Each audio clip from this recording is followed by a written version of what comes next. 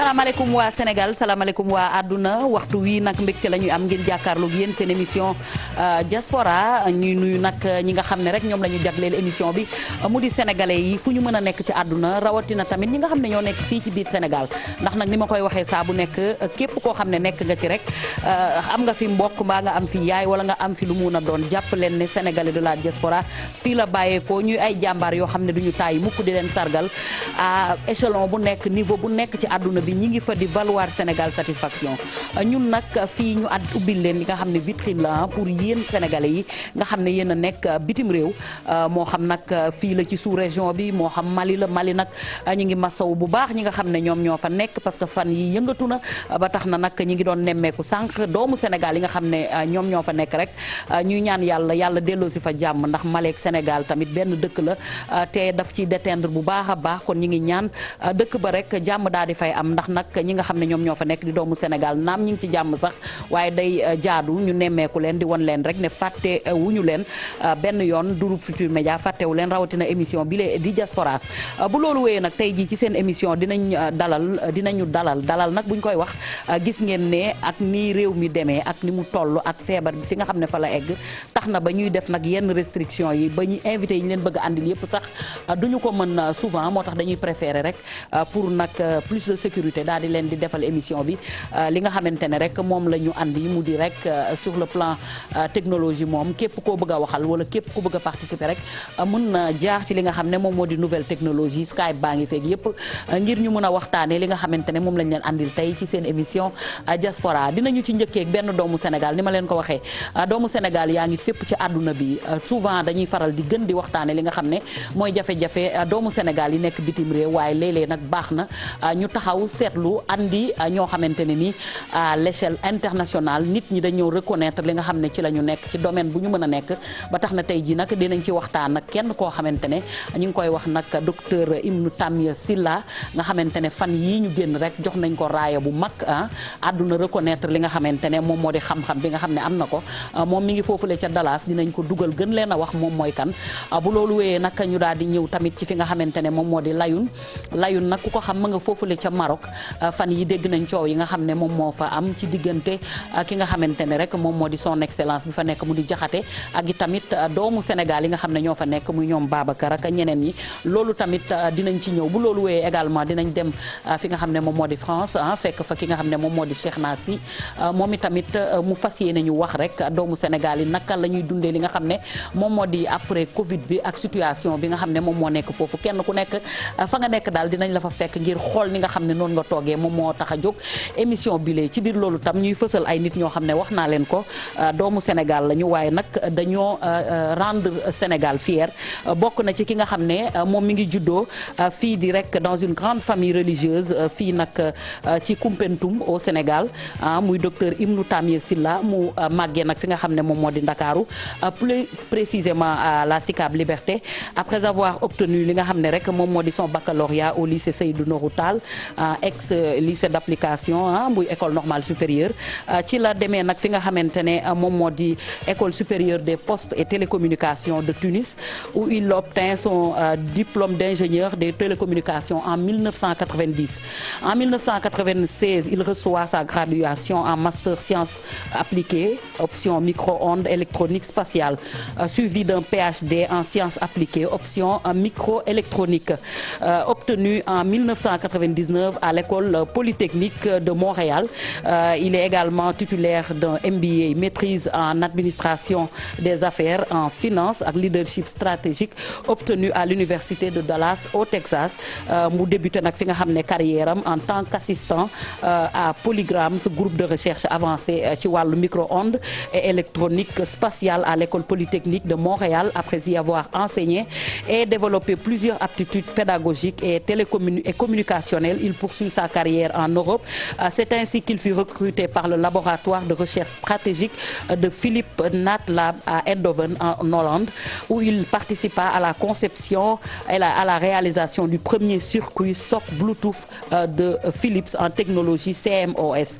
Une innovation majeure qui a contribué à augmenter significativement les parts de marché de l'entreprise. En 2000, M. Sylla rejoint la multinationale américaine Texas Instruments où il a a piloté en sa qualité de directeur de projet la conception et la mise sur le marché de plusieurs produits communication sans fil qui ont rapporté des dizaines de millions de dollars à l'entreprise ainsi qu'un positionnement stratégique important sur le marché. Il a par ailleurs occupé différentes positions hautement stratégiques parmi lesquelles le directeur du marketing des produits wireless de faible puissance et le directeur marketing stratégique des produits pour les applications de télésanté et télémédecine.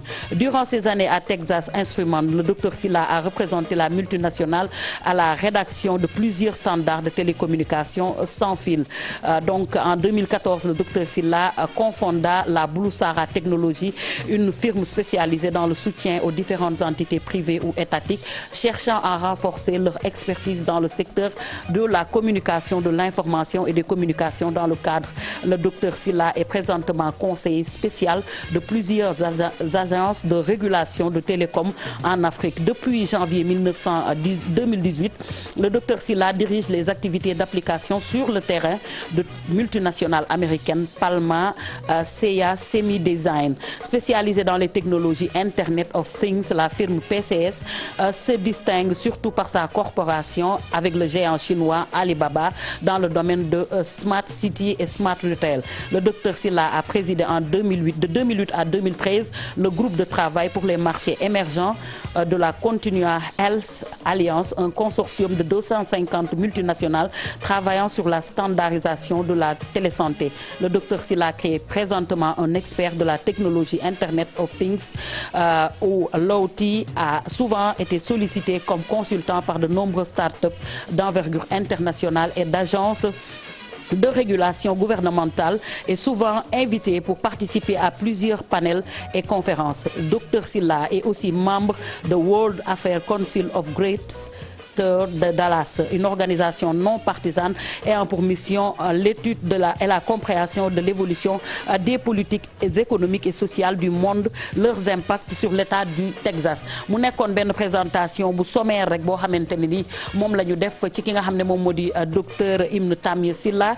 Fan yee passé gis ngeen ne mettre nañ ko à l'honneur ci émission bi ngir raaya bi nga xam ne am na ko. Donc lii la ñu bëgg ci doomu Sénégal ñoo xamante ne ñi ngi occupé ay postes yoo xamante ne ci àdduna bi di def lu doy waar di def liggéey boo xamante ne bu am solo la, reconnu par leur père ba moom moo tax nag dañu koy njëkk a dugal nag ci li nga xam ne moom moo di émission bi rek ngir mu mën a dugg moom docteur Tamia Sylla mu nga foofule ca Dallas nekk fierté Sénégal ci raaya bi nga xam ne am na ko ak liggéey bu am solo bi nga xam ne mi ngi koy def ci li ma leen wax rek benn présentation sommaire la woon rek ñu daal di koy jël Vieux Diouf su nekkee rek mi ngi en ligne bu ko defee mu mën a dugg wax ñu loolu nga xam ne tabb nañ ko bu yàggul nan la ci ban yëg-yëg la ci am rek ak Sénégal gën a découvrir moom mooy kan Vieux. Allo bu dee mi ngi ci en ligne je rappelle en attendant mi ngi en ligne. Voilà, en attendant ñu fàttali leen rek tey campagne waajal tabaski bi nga xamante ne initié nañ ko GFM fête la tabaski avec vous et comme d'habitude dañ leen di offrir nag ay xar tout ce qui accompagne li nga xam ne mooy ànd ak li nga xam ne mooy xar mi nag ndax nag bu ñu waxee xar dañ ciy boole li nga xam ne moom moo di ndugg bokk na ci ndugg ak itam ay tissus haut de gamme yoo xam ne dina la mën a amal njëriñ ak fi réew mi toll tissus yi nag tissus haut de gamme la yu am maanaa yoo xam ne waa sant yàlla boutique ñoo ci nekk en partenariat avec le groupe Futur Média, boutique Maysa et frères également ñoom ñi ngi nekk fi nga xam ne moom moo di Colobane marché Gambie à côté de la caserne Samba Diéry Diallo. Seen numéro téléphone nag di 77 baax na ñu di ko wax nag 906 28 95 77 503 45 99 waa sant yàlla boutique moom boobu moo di seen numéro boutique gu Touba bi mi ngi marché Ocas numéro 6 seen téléphone ba di 77 935 73 97 ay bon de couture gratuit ndax nag bu ñu la joxee tissu ba pare ki nga xam ne mooy Minata création moo ko fas yéene dagg ngir nga am nag tabaski bu neex. Salon de couture femme et homme la haut de gamme mi ngi nekk Mermoz en face de la mosquée ngeen woote nag gaaw ci 77 645 85 85 wala 78 443 96 22 ngeen passé seeni commande sur Facebook bu weesoo li nga xam ne mi ngi koy def ak groupe Futur Média maanaam mooy ku ñu jox tissu rek jox la tailleur bi nga xam ne moom moo koy fas yéene dagg. Minata création mi ngi tamit sur Instagram Minata création la moom moo di adresse bi. enveloppe xaalis yi tak gis ngeen ko table ji ni mu yànjee nii ak ni ñu ko tegee képp koo xam ne rek dugg nga léegi ne allo ñu yëkkati li nga xam ne moom moo di takku fukk rek lii yëpp yéen a ko moom te ci diaspora bi lañ ko fas yéene maye te loolu yëpp li koy joxe da nga naan allo rek ku njëkk a dugg rek ñu jox la fukki junni ak ka ca topp ak ka ca toppaat donc yow yaay borom nga mun koo jël boole ko ci li nga xam ne moom moo di tabaski bi ñuy wàcc incha allah bokk na ci également yi nga xam ne moom ngeen gis mu tege rek mu di ay jaaro or la or bi nga xamante ne moom la ñëpp di wër jeeg ji bëgg ko ñëpp d'accord ci yu am maanaa am base ba noppi tam am poids la moo ngi nii di tege te yéen a ko moom li ko fi bàyyi mooy seen appel am na tam également parure bu 24 carats ak benn pactole de 2 millions de francs CFA nga xam ne rek dañu koy séddale ndax nag dugg tamit boola nga bañ a dugg it du tere même bu émission bi jeexee sax ngeen continuer di woote ndax danañu amal tirage bu mag a mag a mag boo xamante ne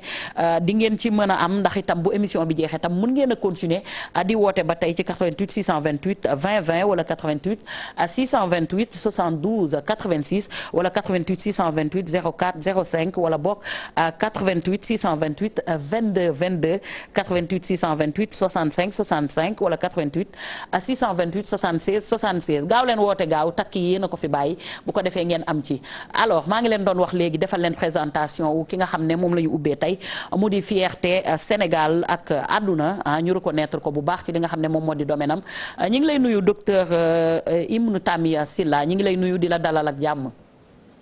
merci beaucoup Kebs ñu ngi leen fay ñu ngi leen di fay ak di nuyu téléspectateurs yëpp. je pense que voilà allo. monsieur Sylla voilà ñu ngi lay nuyu. waaw maa ngi leen fay naa la. voilà di nuyu waa Dallas yëpp di la bàyyi nag ak téléspectateurs yi nga xam ne ñi ngi fépp di la seetaan defal nañ la benn présentation mais am na lu des bu yàggul rek tappal nañ la benn raaya jox la benn loo xamante ne nii Sénégal yëpp ci kontaan ñu bëgg nga ñëwaat ci loolu. waaw daanaka Kebs moom maa ngi nuyu téléspectateurs yëpp. di la nuyu yow sa bopp ak suñu mbokk yu ñuy seetaan yëpp. di kontaan ci yéen rek ak ci seen liggéey bi. waaw daanaka daal moom prix africain de développement bi nga xam ni de 2020. bon doon naa lauréat ci boobu. bon prix africain de développement bi nag dafa di benn prix bi nga xam ni fondation 225 ak autorité rwandaise yi. ñoom ñoo collaboré indi benn prix bi nga xam ne at bu nekk. dañuy xool doomu Afrique. ki nga xam ni daal xarañ na ci liggéeyam. ak ci domaine bi muy yëngu. bon ñu jox ko prix boobu. bon ren nag moom li tax ñu ñaari point ñoo tax ñu jox ma ko. benn bi mooy le fait que yàgg naa liggéey ak agence de régulation yu bëri ci biir Afrique. bon même waa Rwanda ñoom seen bopp liggéey na ak ñoom. ci domaine technologie numérique bi ak télécommunication. pour dimbali Afrique bon naka lay mënee sànni kii boppam avancé ci domaine boobu. bon ñaareel bi aussi mooy dafa am benn produit bu ñu plateforme bi nga xam ni teg nañ ko ci marché bi. bi nga xam ni benn smartphone la bi nga xam ni ñu ngi koy woowee Sumu. bi nga xam bon moom la ñu indi.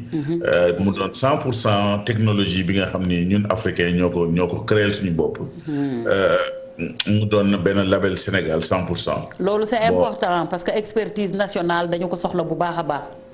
absolument loolu moom dëgg la parce que loolu dañ ko soxla.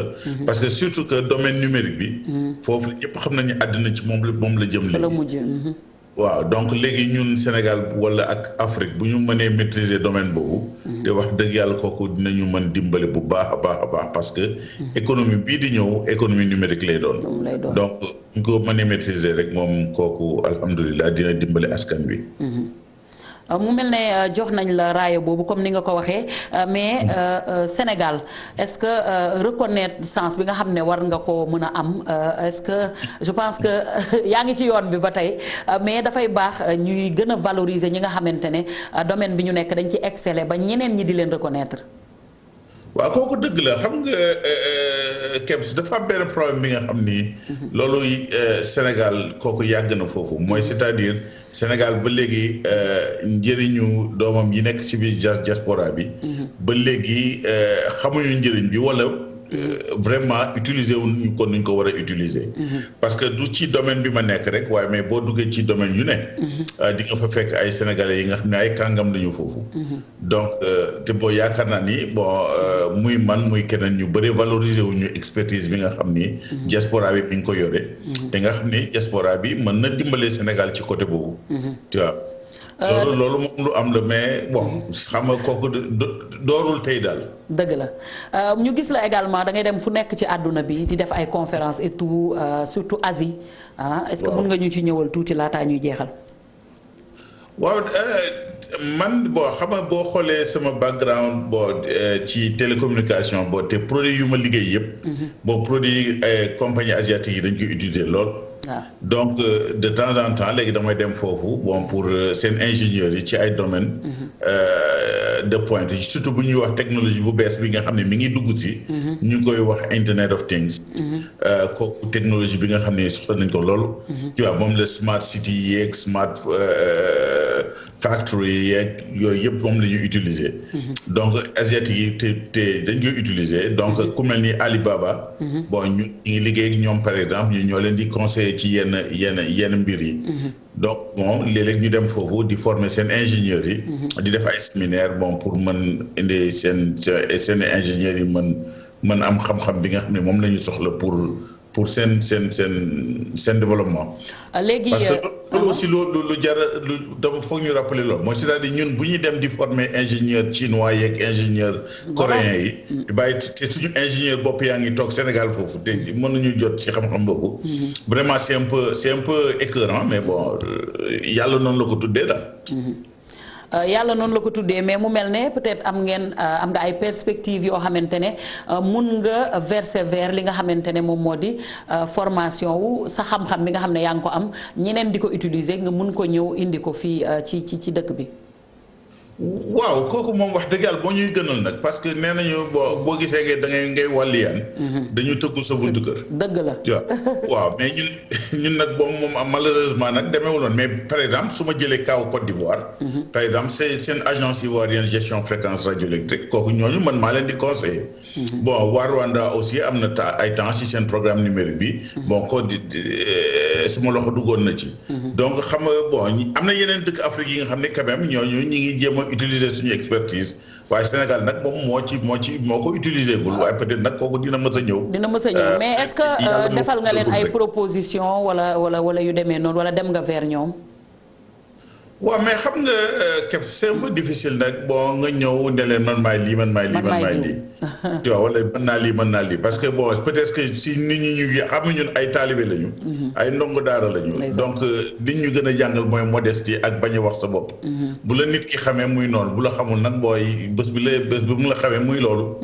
tu vois waaye mënuñu taxaw nag di daw seen ginnaaw wala di def lii nañ def ñoo leen ñu defal leen lii. ñoom buñ ñu ne par exemple soxla nañu lii.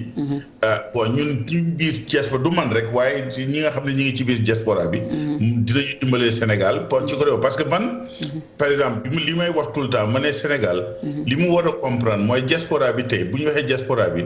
ñoom peut-être que ñoom 1000 milliards yi nga xam ne Sénégal mi ngi koy émigré yi ñu ngi koy transféré ñoom rek loolu la ñu gis.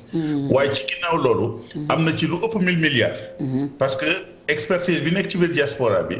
ak bu ñu ko transféré ak technologie bu ñu ko transféré Sénégal mën na jural Sénégal ay 3 wala 4000 milliards sax.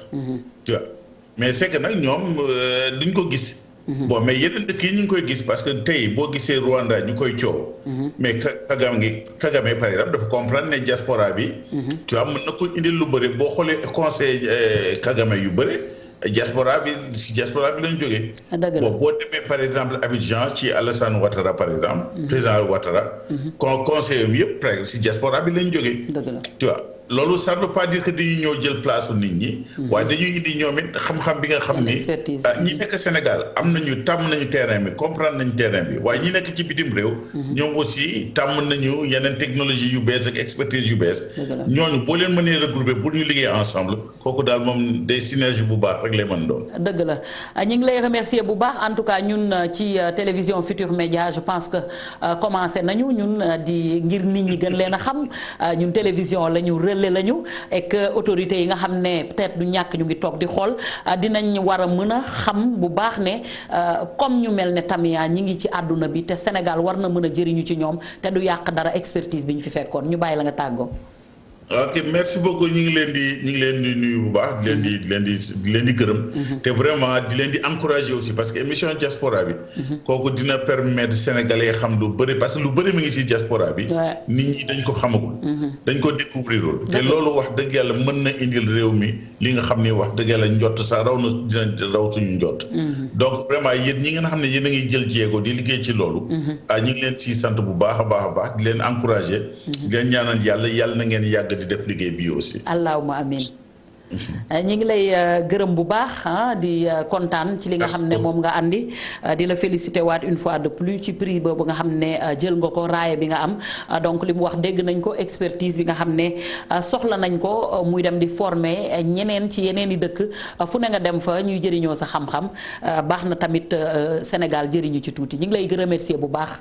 di la ba beneen yoon jërëjëf alors mi ngi noonu seen émission diaspora gis ngeen ko loolu lañ ko ubbee présenté leen doomu Sénégal boo xam ne fépp lañ ko ràññi ci àdduna bi expertise am ak mën li muy def waaye nag dégg ngeen li nga xam ne moom la waroon wax yëpp waxal na ko boppam ba tey seen émission diaspora ñu continuer rek daal di jël ñi nga xam ne ñoo fas yéene intervenir wax naa leen ne leen léegi rek que désormais avec les nouvelles technologies moom du ñu def lu dul pour plus de sécurité ndax àdduna bi tam fi mu toll ci jàngoro bi nga xam ne nee naa leen l'infiniment petit moo ñëw bouleverser àdduna bi plus rien ne sera comme avant fu ñu toll rek ñi ngi ñaan ngir nag ñu mën a génn ci pandémie bi nga xam ne bàyyiwul fenn et que fi mu nekk nii boo demee États-Unis d'Amérique ravagé na ko bu baax a baax nga dem Brésil mooy ñaareelu dëkk bi nga xam ne moom moo gën a touché par lii nga xam ne moom moo di feebar bi boo demee Angleterre boo demee fi nga xamante ne fépp ci àdduna bi France kii waaye tamit Afrique ba tey jii rek ñi ngi am ay jafe-jafe rawatina nag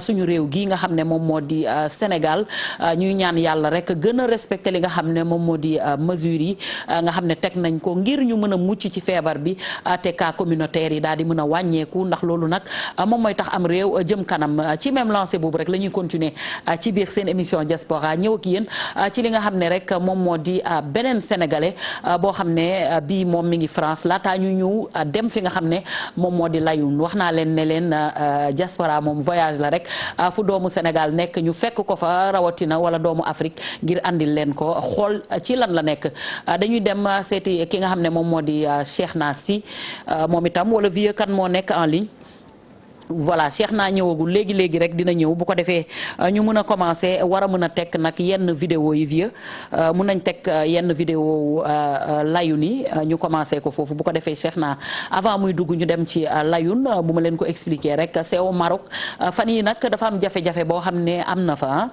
ki nga xam ne moom moo di Sidi Lamine Diakhaté moom moo am tuuti jafe-jafe ak ñi nga xam ne moom moo di doomu Sénégal yi fa nekk ci ay mbirum test loolu yëpp mi ngi jëm nag ci li nga xam ne moo di corona bi gannaaw ñun nag dañuy équilibrer information te ànduñoo kenn ñëpp lañ fi nekkal li ñuy def mooy ñaari parti yëpp la ñuy jël kenn ku ci nekk ñu teg la bu ko defee nga mën a wax sa version des faits comme ni ñu ko jàngee woon rek les faits sont sacrés le commentaire est libre kenn ku nekk nga apprécier sa bopp li nga xam ne moom moo fa am te autorités yi nga xam ne ñoom ñooy xool tamit ñu mën ci jël ay matuwaay balaa moo jéggi li nga xam ne moom moo di dayo donc vieux fan la ñuy dem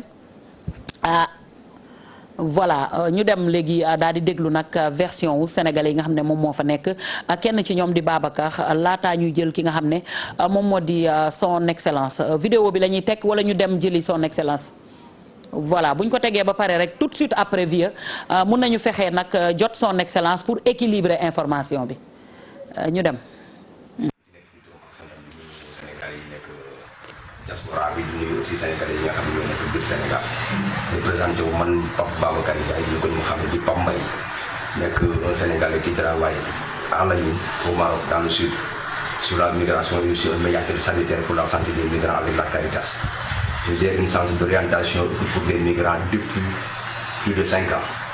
waaw di revenir rek ci situation bi nga xam ne fan yii moom moo am layu ñu koy wax layu bu nekk ci Maroc di wax situation boo xam ne situation bu catastrophe la ci suñu mbokku sénégalais yi ak suñu mbokku immigré yi nga xam ne ñoo nekk foofu. parce que depuis ñu ngi ko xamee depuis ça fait 4 mois yoo xam ne ñu ngi woon ci pandémie bi ñuy wax coronavirus layu nekk ci ville yi nga xam ne au Maroc on a enregistré que 4 cas.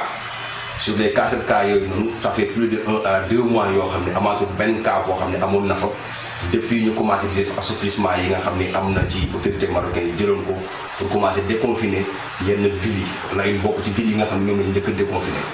par la suite fan yi passé mu am benn convoi boo xam ne ñu ngi koy wax benn embarcation boo xam ne moo am ci Layoun parce que comme Layoun ñu ko xam ne sa position géographique ci Maroc moo nekk dëkk bi nga xam ne moo nekk dëkk bi nga xam ne mooy jege îles yi nga xam ne mooy les îles espagnoles ñu xam ne ko ci Las Palmas Lanzarote wala les îles Canaries fan yi passé am embarcation de 39 personnes yoo xam ne dugg nañ fa bi ñu fa duggee gars yi testé leen ñu am ci 14 personnes yoo xam ne dañoo coronavirus ñu nekk ay immigré léegi immigré yooyu bi ñu leen laajee posé leen ay questions ñoom dañoo xam ne autorité espagnole yi dañu leen ñoom Layoun lañ jógee léegi information bi ko autorité marocain yi jotee ñoom ñu commencé nii léegi dañuy demaat xoolaat dëkk bi chercher immigré yi nga xam ne ñoom ñu ngi ci foyer yi ñu ngi ci kër yi ñu ngi ci seen dëkkuwaay yi léegi dañ leen di tester mais testé bi kat li ci doy waar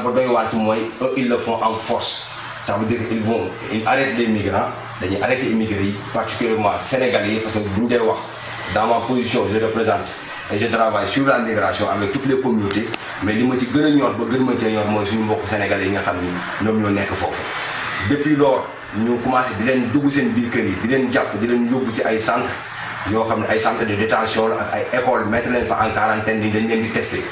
Quand ils leur ont fait des tests, on a vu que les tests sont négatifs.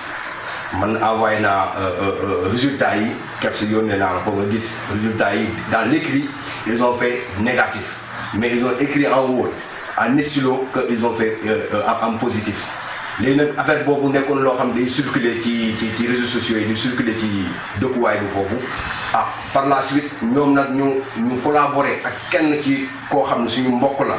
doon mbokku Sénégal en même temps nekk représentant consulat war a défendre communauté sénégalaise war a défendre intérêt sénégalais yi mais ensuite les autorités ils ont fait en collaboration avec cette personne là en allant dans les maisons par force en leur faisant en quarantaine dans leur maison et les autres on les amène loin de Layoun en leur disant qu'ils vont leur faire des quarantaines situation boobu nag nekk situation boo xam ne situation bu doy waar la ci suñu mbokk sénégalais yi nga xam ne ñoo nekk foofu ak suñu mbokk nit ñu ñuul ñi nga xam ne ñoo nekk ci dëkk bi foofu parce que dem nañ ba léegi ku ci génn bëgg a dem marché taximan yi nangootuñ la jël ku ci génn bëgg a dem ci café dootu nangu nga toog ci café maanaam ñu leen di daw comme si que ñoom ñoo fa indi feebar bi te ñun xam nañ ni feebar bi mu ngi dugg Maroc depuis le 2 mars avant situation bi di am ça fait 4 mois yoo xam ni feebar bi mu ngi fa marocains yi am ko ils ont enregistré plus de 9000 à 10 000 marocains qui avaient eu le corona.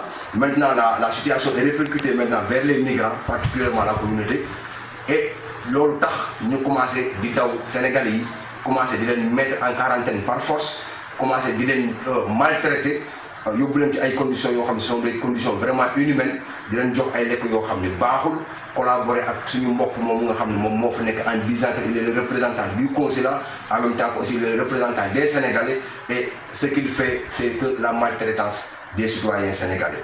La dernière fois j'avais même suivi une vidéo un appel qu'il a fait dans les réseaux sociaux en disant que Sénégalais yooyu ñi ngi foofu di ëmb y a plus de 100 Sénégalais yoo xam ne dañu leen ëmbal foofu amuñu ay papa moi je le dis que ça c'est pas du tout vrai nekkul lu am parce que li tax nekkul lu am mooy ñun yàgg nañ ci dëkk boobu ñoo fa ñëwandoo ak moom ça fait plus de 8 ans qu'on est au Maroc particulièrement à Layoun et moi je travaille sur la migration depuis que le Maroc a commencé sa nouvelle politique sur la migration je suis sur les ONG et les associations et en même temps je travaille sur le domaine de la santé des migrants te amul benn Sénégalais boo xam ni man en tant que représentant de la Caritas de l'association qui travaille sur le domaine de la santé des migrants musuñu fa enregistré benn Sénégalais boo xam ni ëmb na fa te ñu wax ne dañ koo ëmbal soit que amul jëkkër képp ku fa nekk am fa doom am fa nekk fa wasin fa da ngaa nekk koo xam da nga fa ànd ak sa jëkkër sénégalais yu jigéen yi foofu musuñu fa duñ fa def naka sudul noonu ña fa nekk seen borom kër lañ fa àndal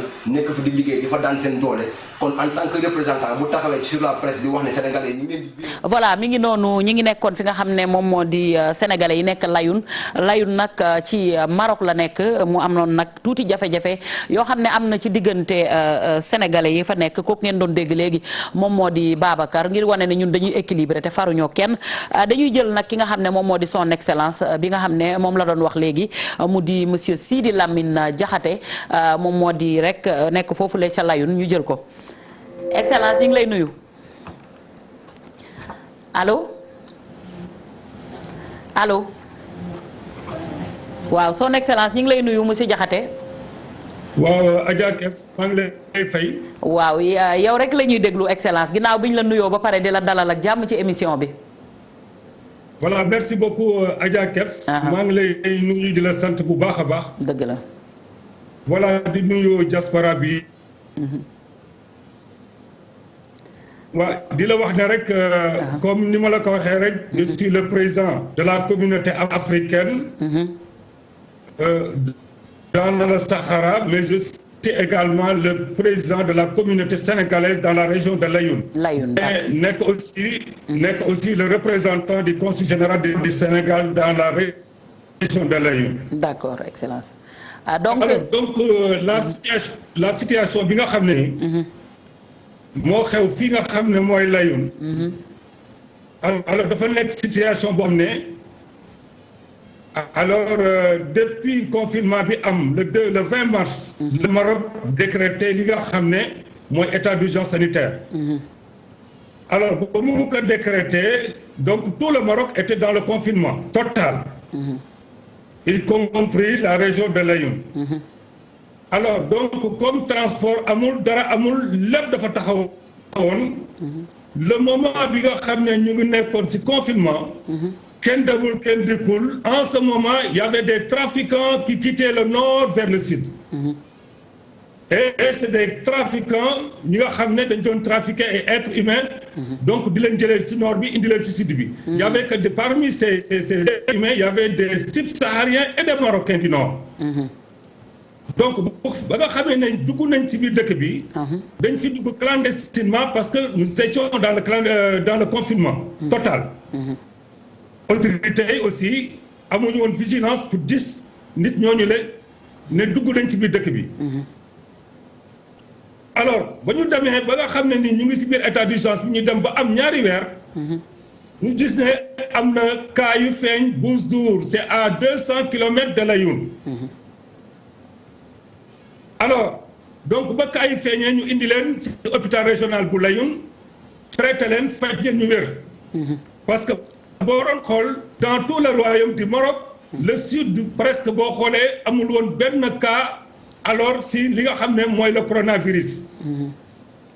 donc yàlla def ba ñu gisee cas yi ñu traité ko rapidement ñu dem ba nga xam ne le 20 juin.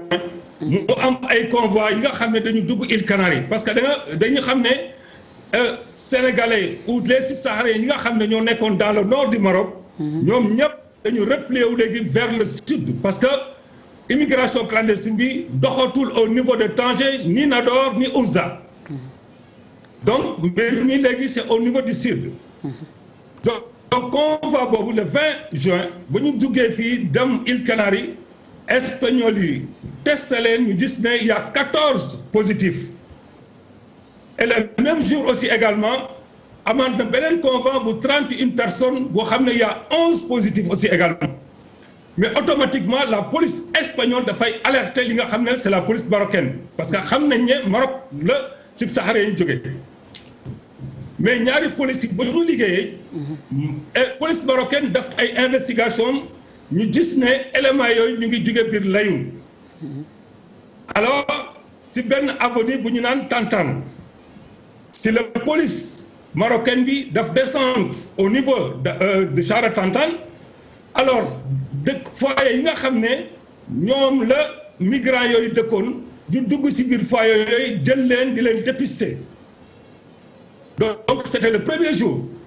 le lendemain le représentant représentant de la communauté guinéenne moo ma alerté comme je suis le président de la communauté africaine ma dem toog ak ki nga xam ne mooy l'autorité locale moo discuter ak moom si wàllu boobu lay mu xamal ma ne effectivement parce que dafa am convoi yi nga xam ne dañu am ay positif donc il faut ñu tester yi nga xam ne foofu la ñu jógee bon ma ne ko c'est pas une bonne méthode il faut que ñu trouver beneen solution mais di fekk nit ñi si biir kër yi di leen tester du méthode bu baax le moment boobu la ñu changer méthode dem fekk nit ñi di leen tester à domicile di leen confiner aussi également à domicile et ce n'était pas seulement les subsahariens pour préciser loolu aussi également parce que le moment où que les subsahariens quittaient le nord vers le sud il y avait aussi des Marocains du nord qui quittaient aussi alors si nord bi di ñëw vers le sud la preuve mooy am na 84 Marocains yi nga xam ne dañ doon liggéey si benn usine de pêche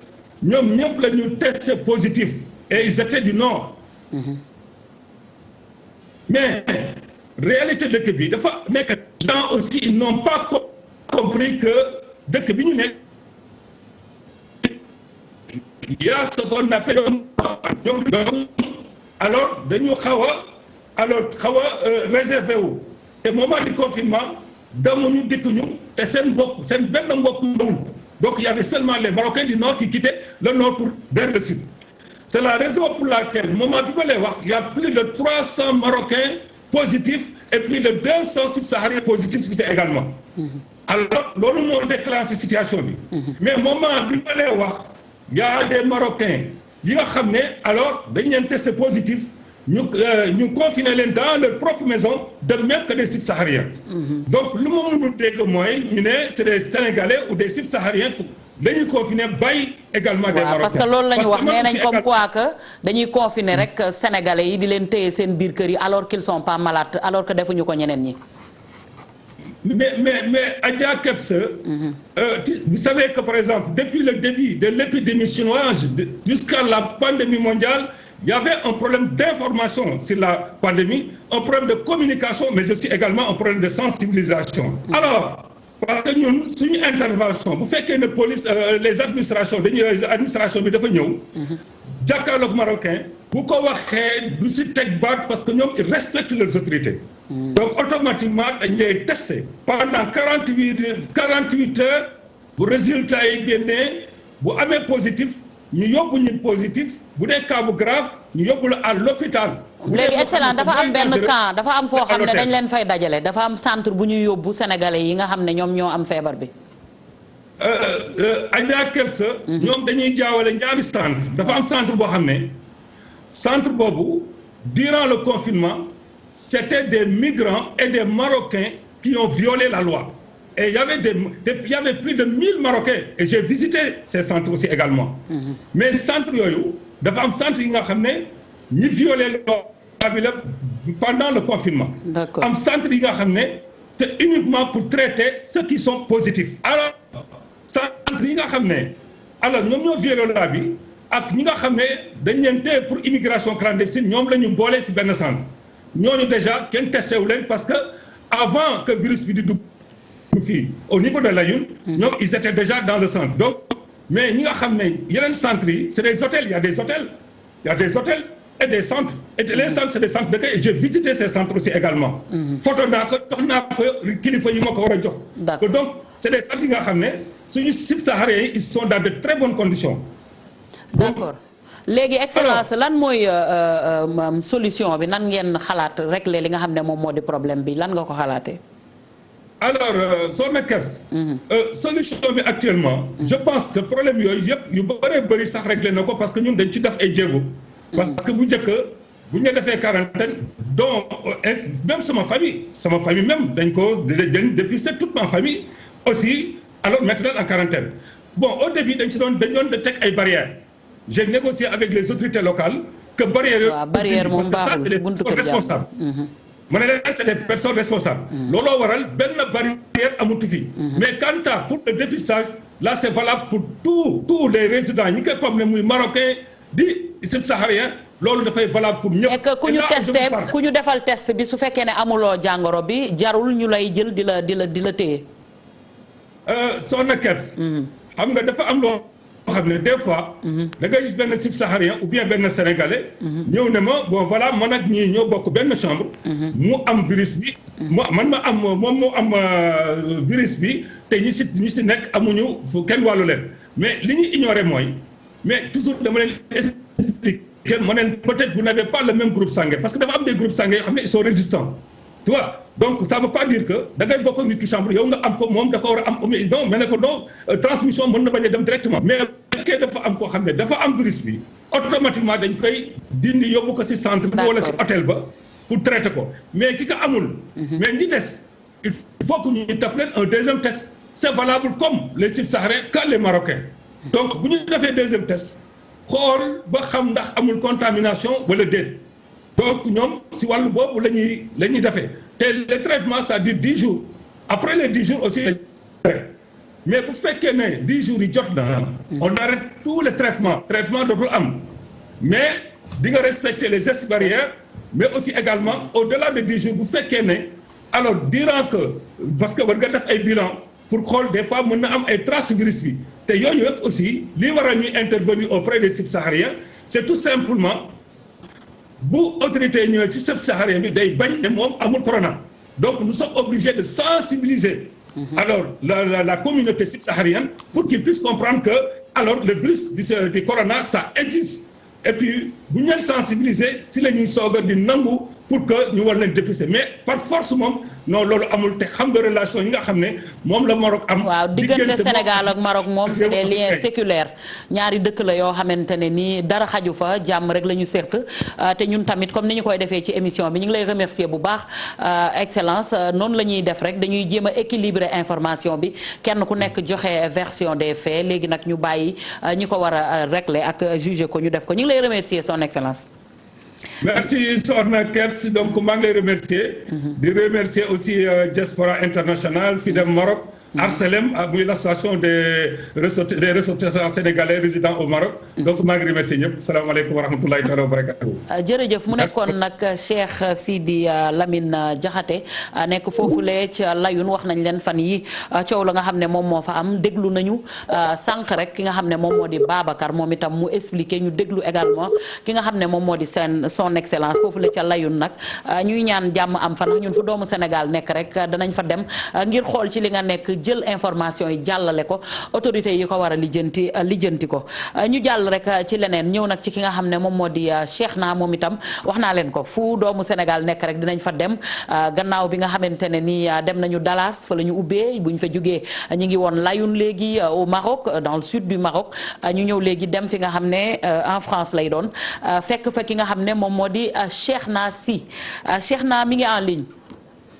voilà Cheikhna moom mooy dugg léegi ngir participer bu duggee moom itam ñu wax leen rek solo ak njëriñu li nga xam ne mi ngi koy liggéey mais en attendant ma fàttali leen xaalis yi ngeen gis mu tege yépp yow mi seetaan yow yaa ko moom moo xam nga nekk Sénégal wala nga nekk bitim réew ndax nag ci ngeen bokk ndax bu ngeen nekkee bitim réew itam seen njaboot a ngi fi te am nañ soxla ci li nga xam ne moom moo fi tege mu di rek ay takku xaalis yoo xam ne dem nañ ci ba ci ñett yoo xam ne benn bu ci nekk rek fukki junni la te yëpp nag dañu koy def duppee ko li nga xam ne moom moo di waajal tabaski groupe Futur Média di ko def GFM di feete tabaski incha allahu rabbi àndandoo ci ak yéen ni ñu leen koy defal événement wala xew-xew bu am rek ñu daal di wane seen bopp ngir taxaw leen ngir bëgg ak fonk gi nga xam ne fonk ngeen ñu ko ñu leen di ci delloo njukkal xam nañ ne àdduna fi mu toll nii jamono neexul te poos yi taxu koo diis ba tax na nag groupe Futur Média taxawal temm andil leen lépp loo xam ne da ngeen koy soxla ci tabaski ak lu romb tabaski ak waajal li nga xam ne moom moo di tabaski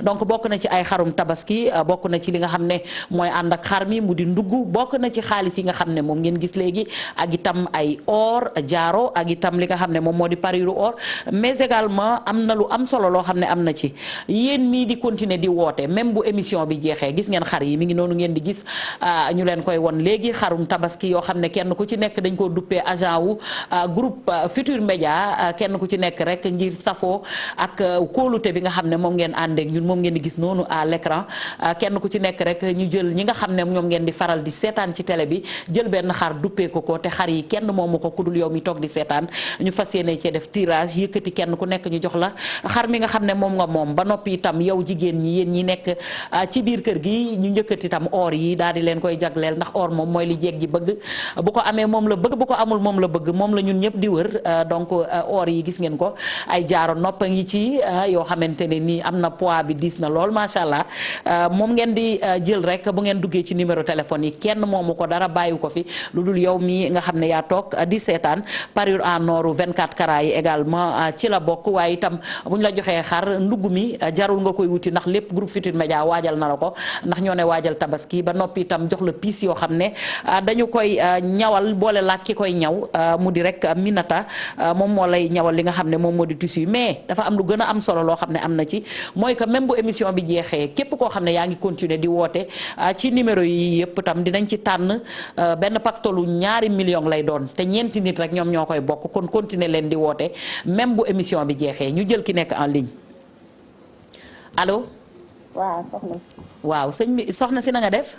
maa ngi fi. tur bi nan la. Khady Diop. Khady fooy wootee. Touba. ana waa Touba Mbacke. ñu ngi fi. fan exactement ci Touba ngay woote. Guy Mbind. fan. Guy Mbind. Diourbel. Guy Mbind Guy Mbind. waaw ana waa Guy Mbind. ñu ngi fi. waaw lu yow rek la ñuy déglu Khady di la nuyu di nuyu waa Touba yëpp ñi nga xam ne waxtu yi ñi ngi toog di seetaan émission diaspora yow rek la ñuy déglu. waaw man de maa ngi kontaan lool ci yéen rek bëgg nag ci ambuloo yi rek. bëgg ci non Khady yow ku direct nga mais Khady doo wax ci immigré yi sax. immigré yi moom man ñoom laa faral moom. xanaa amoo ci mbokk wala nga am ci xarit wala. dama cee jeex sax. noo ci jeexee Khady. sama borom kër immigré la. sa borom kër mi ngi ban réew waxtu wi. mu ngi Italie. mi ngi Italie. waaw. waaw kay kon yow immigré war nga cee wax dara moom du tabaski si de déedéet. waaw corona bee ko waral. waaw. dëgg la Khady kon duñu la téye lu yàgg dañuy yëkkati rek lii nga xam ne yaay borom lan nga bëgg wala ñu jox la piis. lan nga bëgg ñu may la ñun dañuy defanteeg yow ci wàll wu nekk ban nga ci gën a bëgg. enveloppe laa bëgg. enveloppe nga bëgg duñ la jox piis Khady nga ñawlu ji. bu ci ma ne ànd da baax. ñu boole la ci piis. waaw. non Khady yow mii ku garaaw nga nag Khady xam nga lan lay def ak yow. waaw. di nuyu waa Guy Mbind yëpp di la wax ne nag fukk yi yaay borom jox nañ la ko ndax ñun yéen lañ fi nekkal lépp loo xam ne bëgg ngeen ko rek boo wootee ñu daal di la koy jox kon groupe Futurs Médias rawatina waajal tabaski may na la fukki junni ci guddi tay ji. ci guddi tay ji. waaw waaw. léegi nan laay def ba def. bul coupé Khady yow non Khady dina ma rey mais Khady doone sax merci ñi jël keneen ki nekk en ligne allo. non dëkk bi fi mu toll fi réew mi toll la poos yee dëkk bee wow allo. allo waaw salaamaaleykum. maaleykum salaam soxna si na def. maa ngi fi maa ngi sant yàlla bu baax. tur bi nan la ak foo ñuy woowee. tur bi nag dama la koy leb. da nga koy leb maa dig ñu ko fay. waaw incha allah. ay ci yow rek la ñuy déglu. waaw maa ngi leen di nuyu di leen ziar. ñu ngi lay ziar bu baax. yàlla na ma ziar. fooy wootee. man maa ngi wootee Diourbel. Diourbel. bu dee ci takk yi nga bëgg boo joxewul sa tur doo ci mën a jot de. waaw. ok. man waaw jërëjëf yéen laa bëgg de. su xotti xale yi rek. waaw da ngaa bëgg a xottil xale yi tur bi nan la. waaw. Fatou. Fatou. Fatou waaw. Fatou naka. waaye na la sant ba ci kanam. boo ko lebee ñun nag duñ la jox suñu fukki junni te waxoo ñu noo tudd ak noo sant de xale bu jigéen bi. non pour ñu mun la ko jox il faut nga wax. waaw. ok Fatou laa tudd. Fatou nga tudd. waaw d'accord ana waa Diourbel. ñu ngi sant yàlla bu baax. noo gisee émission immigré yi. neex na trop moom neex na trop macha allah. xanaa am nga ci mbokk mbaa nga am ci xarit. waaw am naa ci mag tey sama mag a ngi foofu. sa mag mi ngi ban dëkk. Italie. mi ngi Italie. waaw. waaw baax na kon nag Fatou ma jox la lan piis. waaw ñu jox la piis ay bon ba pare may la bon de couture boo xamante ne Minata création moo la ko fas yéene ñawal te piis yi nag mi ngi jóge ci sant yàlla boutique ak Maysa et frère. waaw ñun de moom yu baax nañuy jaay rafet sax macha allah. ah. ok waaw. ñu jox la ci. waaw su ma ko amee jël de. piis nga bëgg wala xaalis nga bëgg wala ñaar yëpp nga bëgg. jaaxal jël ma amee piis ñëw sama bopp ma amee xaalis fortil xale yi. waa déggal lii waaw Fatou. waaw. ah Fatou dina Fatou mi bañ a joxe sant bi laa la tuddee. di wootee njaareem. waaw.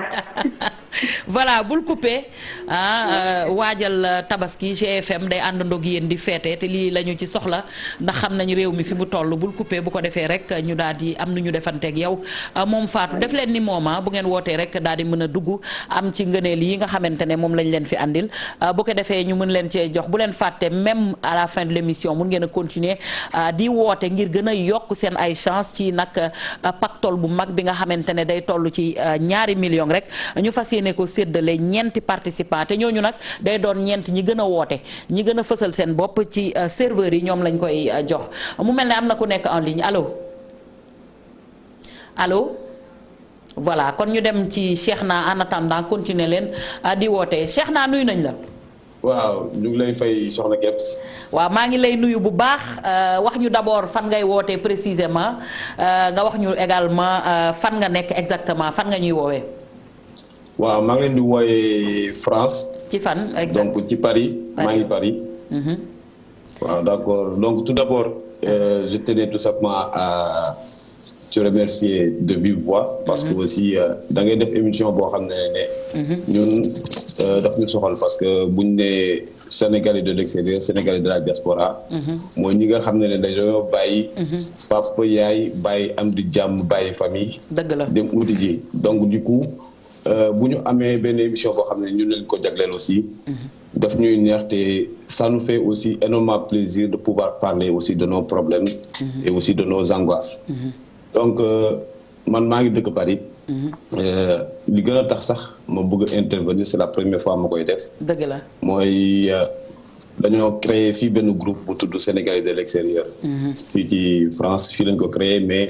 c'est pour tous les Sénégalais qui vivent à l'extérieur. Et il y a beaucoup de membres. Il y a beaucoup de membres, machallah.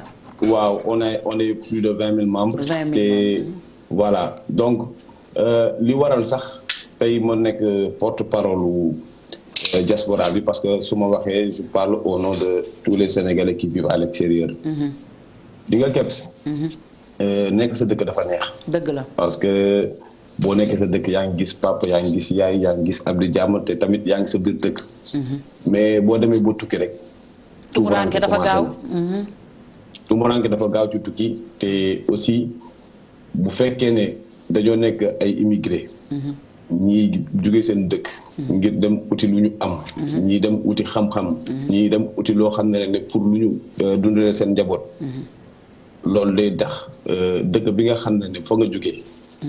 ñu tabb fa ay consulat ay ambassade tabb fa tamit ay ministres yoo xam ne ñoom ñoo ñu war a représenter. mais waykat bi Youssou Ndour dafa am lu mu waxoon nee na buñ la jiitalee da nga war a doon royukaay. waaye diaspora bi ñu ci bëri dañoo tumuranke ci côté représentation diplomatique. lu tax ma koy wax moom mooy. am nañu manque d'information et d'orientation parce que Sénégalais bu jógee dëkkam. balaa mu faa jóge sax war na xam dëkk bu muy dem lan la fay fekk wala tamit ñoo xam ne dañ ko mun a accueillir pour mu xam lan mooy ay devoir am ak lan mooy ay droit am Sénégalais bu génn dëkk bi xamul ne bu yeggee ci dëkk bi mu nekk bu fekkee ne consulat am na fa dafa war a dem inscrire foofu. pour ñu mun ko def ci liste consulat bi. mu xam tamit lan mooy ay devoir am ak droit am. dëgg la loolu ñu ci bëri xamuñu ko. boo compter 100 Sénégalais bu ñu nekk ci extérieur. 10 yi peut-être ñoom ñoo koy am. te loolu mooy base lépp nag mooy base lépp. moom mooy base lépp. moo tax mënuñoo fexe ba xam le nombre exact de Sénégalais yi nekk à l'étranger. effectivement parce que bu ñu falee doomu aadama. bu ñu la falee yaakaar naa ne. xaalisu réew mi moom moo lay lii maanaam nit ñi ñoom ñoo la fal. buñ la falee da nga war a nekk nit boo xam ne da nga war a jege ñi la fal. président certes moom mooy nommé consul mooy nommé secrétaire d'État des Sénégalais de l'extérieur ministre des affaires étrangères. ak ñeneen. mais tumuranke fu mu commencé moom mooy boo xoolee rek exemple bi mu lay jox moom mooy ci Covid bi di nga ba Covid bi ñëwee. yaakaar naa ne bu fekkul woon man exemple bi may joxe mooy suñu groupe sénégalais de l'extérieur. wallahi azim yàlla mooma tiim di may wax ni du question pour wax ko pour mu neex doomu aadama. xaaruñu ba état naan day génnee 12,5 milliards di ko jox sénégalais de l'extérieur yi. yéen lan ngeen def. ñun suñu biir ñoo toog ne mbir am na. te yaakaar naa ne suñu biir am na ñoo xam ne seen loxo jotul seen ginnaaw. ku am dërëm ku am ñaar dërëm. nañ ko dajale. ñi nga xam ne yàlla def na ne peut-être que ne ñu ngi ci ay problèmes financiers. ñu xool nu ñu leen di jàppale. bañ ko defee yàlla may nañu tamit xolu pour nga foofu ngay xam ne tamit Sénégalais yi ils sont solidaires d'un côté. mooy ku nekk am nga loo yëkkati joxe. ñi nga xam ne seen loxo jotu woon seen ginnaaw jot nañu ndimbal te kenn si ñoom ñu ngi may seetaan kenn si ñoom musul dégg ne diw dimbali nañ ko diw dimbali nañ ko def dañ ko def ci sutura. donc loolu dafa andi benn solidarité bu amoon si suñu biir mu nekk loo xam ne c'était une fierté. ñaareel bi li may wax ci manque d'information bi. léegi France depuis le 31 mars. asafullah 31 mai. permis sénégalais dootul dawati fii ci France maanaam boo jógee Sénégal. nekk immigré ñëw andi fi sa permis. kenn du la ko changer. alors que le français bu nga xam ne moom moo jógee France. dellu Sénégal permis mun na ko changer mun na ko dawale lépp sauf étudiants yi nga xam ne ñooy jàngee fii. mën nañoo dawale seen permis yi ba seen cursus scolaire jeex li ñuy jàng jeex. ñu demaat defiwaat permis. te ku ne permis France xam ne cher na trop. nit nag du jóge dëkkam. mu andi ay nu mu tudd si ay documents yoo xam ne dafa légal. jàng ba am permis am ñu ne ko du ko changer. ci dëkk bi mu nekk. te mu dëkk fa. waaw te mu dëkk fa li foofu lu tax ma ci taxaw moom mooy. munoon nañu ñun état. moom moo ñu représenté. bu ñu demee ba nga xam ne signé nañu benn acte boo xam ne ak waa France ne. d'accord nañu ne léegi kenn dootul jëlati permis Sénégal di ko changer France. nañ ko yëgal nit ñi. buñ ko yëgalee nit ñi ku nekk jël say matuwaay. mais nga yeewu ñun par hasard lañu gis kii bi nu mu tudd circulaire bi comme quoi que ne sénégalais bu am permis dootu ko mën a changer am na ñoo xam ne depuis 2018 dañu déposé mais dañ leen yónnee ay dossiers ne dañ leen refuser seen permis. donc du coup nguur. gouverner c'est prévoir donc du coup nguur waroon na taxaw. muy ki nga xam ne moo ñuy représenté. que ça soit le ministre des affaires étrangères ou bien le secrétaire d'État des Sénégalais de l'extérieur. mënoon nañu ne dañuy def communiqué ne désormais kenn dootul changer di permis Sénégal en France. loolu buñ ko yëgoon ku nekk di nga mën a jël say matuwaay. léegi nit ñi fii fu mu toll nii ñu su bëri tamit dinañ perdre seen liggéey. pourquoi parce que mënatoo dawal sa permis sénégalais. donc du coup bu fekkee ne fa nga doon liggéey dafa sori léegi amoo transport bu la fa yóbbu. sa entreprise da lay dàq. bu sa entreprise dàqee tamit. mais permis moom c'est une nécessité oto moom dootul luxe nécessité la. nécessité la rawatina ci dëkk yu mel noonu moom koo amul oto moom day mel ne sa tànk yi amoo tànk. donc c'est compliqué. très bien ñaareel bi mooy ñi nga xam ne dañuy jiite. yaakaar naa ne buñ leen falee. buñ leen yónnee message. ñun ñaanuñu leen xaalis soxlawuñu dërëm immigré li mu soxla mooy ñu koy informer à temps ñu koy orienter. mais koo ci yónnee message mu may la vue ba pare bu toogee ci télé yi di wax loo xam ne amul ku koy weddi. pourquoi amul ku koy weddi mooy amul koo xam ne mooy immigré buy toog ci wetam. bu waxee mu mun ko contredire. donc du coup. foofu tamit day nekk loo xam ne moom mooy dañuy tumanake ci sa émission bii la ñuy mun a am di ko taxaw di ko wax ngal la ñi nga xam ne ñoo ñuy jiite nañu xam ne li tax ñuy jiite du question ëpp ñu xam-xam du question ëpp ñu mën-mën yàlla moo leen fa tabb te ñu ngi leen di ñaanal sax ñu yokkule mais nañuy def seen liggéey lu mu waree. dëgg la loolu dafa nekk loo xam ne lu primordial la. leneen li ma ciy wax moom mooy tamit étudiants yi sonn nañ fii aussi. étudiants yi pourquoi maanaam étudiants yi sonn nañ. mooy jóge ci heure bi ñuy wax ni. il y a énormément d'étudiants yu nekk Sénégal. war a ñëw jàng ci fii France. seen problème yi moom mooy attestation d'hébergement mooy ay garant mais il faut que état Sénégal jël benn cellule boo xam ne wala mu créer sax benn la maison de l'information au niveau du Sénégal. étudiant bi nga xam ne dafa war a dem jàngi à l'extérieur ñu wax ko fa lan lay daj fii lan la fiy fekk. lan mooy problème yi nga xam ne moom lay jànkuwanteel ba nga xam ne avant moo ñëw dina jël ay jumtukaayam. mais des fois da ngay gis fii wallahi azim. étudiant bu wàcc aéroport du xam fan la jëm. étudiant bu wàcc aéroport du am ku ko jëli. étudiant bu wàcc fii du xam sax kan moom mooy njiitam fii ci France wala mu nekk ci beneen dëkk ak dëkk bu mu munti doon parce que SG bi nga xam ne moom mooy diriger étudiants yi. ñu war leen orienter lépp fii ci France la nekk te moom moo war a jàppale bépp étudiant bu nekk ci adduna bi. dëgg la donc du coup. parfois ma toog di waxtaan ak ay étudiants ne est-ce que xam ngeen tout simplement seen i droit ak fii wala est-ce que am ngeen bourse wala est-ce que déposé ngeen bourse. mais ñoom ñëpp dañ leen naan xamuñu sax ku ñuy jiite. xamuñu nu ñuy déposé bourse. donc du coup ji nga problème yooyu bu amee. loolu moom mooy andi la fuite des cerveaux ji nga koo jàppalewul. bu demee ba yàlla may ko. day toog fa mu nekk. ak li day toog fa mu nekk. te loolu moom du bénéfice Sénégal waaw très bien suñu dëkk. dafay nekk dëkk bu tumuranke ci ay nit ñoo xam ne yàlla moom a tiim ay junni nit ñu ngi ci adduna bi ay sénégalais. yoo xam ne ils sont calés dans tous les domaines. wallaay ils ne demandent qu'une seule chose. wallaay leen rek la ñuy ñaan mooy ñu informer leen orienter leen ba nga xam ne buñ dellu see Sénégal dinañ mën a jël li nga xam ne moom mooy comment dire seen xam-xam def ko au profit du pays. dëgg la Cheikh na amul benn Sénégalais bu nekk ci àdduna bi. bu bëggul dellu Sénégal parce que suñu dëkk bu amoon lépp lu mu am. lépp lu mu waroon am kenn du dem di tukki. ñun ñëpp dañuy toog bu ñuy génn suñu dëkk vacances moo ñu yóbbu. wallaay nit ku ne sa réew lay gënal. très bien man mii di wax ak yow. man je suis entrepreneur. je suis dans le domaine de la rénovation d'intérieur.